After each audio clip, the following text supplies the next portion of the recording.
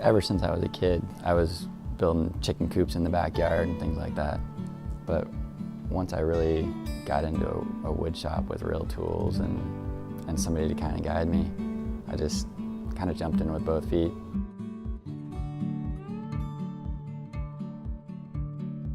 I like the process. You're taking a raw material and making something finished.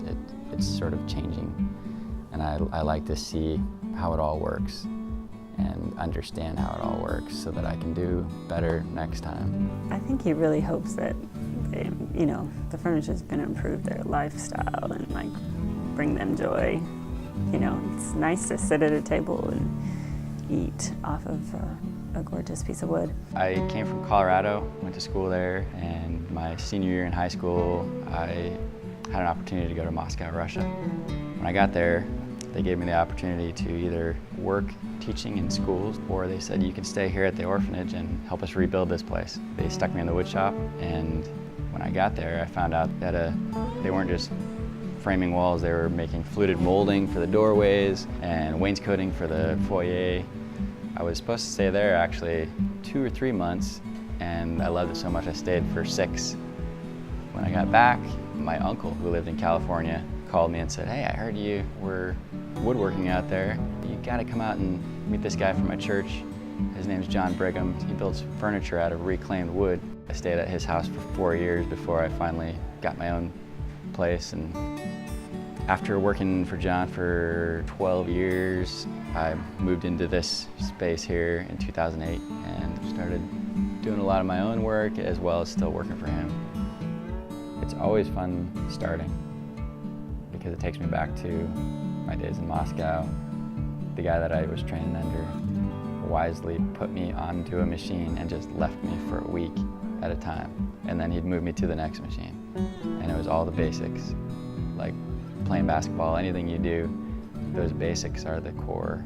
Every piece that Ben does just has such attention to detail, such a fine level of craftsmanship, it really is. I firmly believe that he'll be in a museum one day. He likes people to see the different things you can do with wood.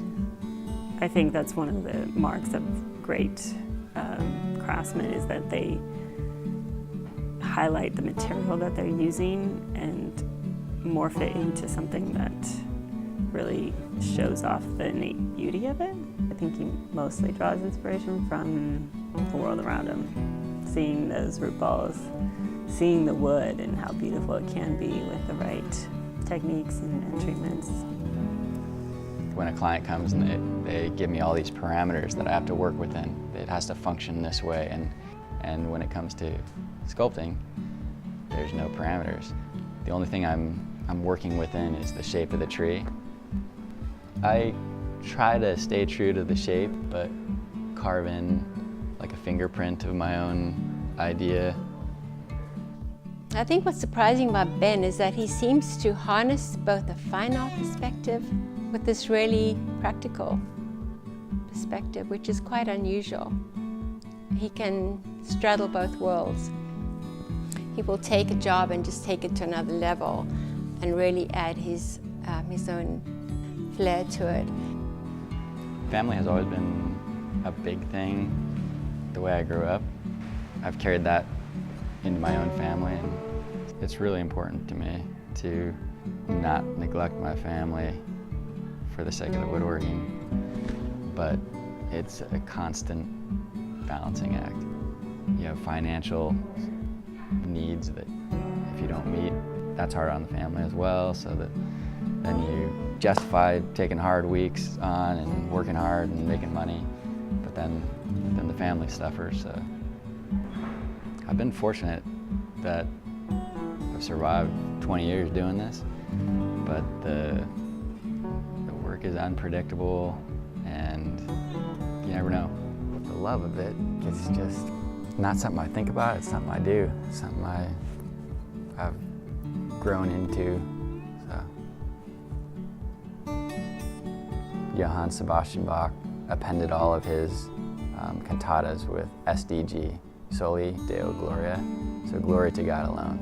And so when little bits of his creativity flow through us, what can you say but glory to God?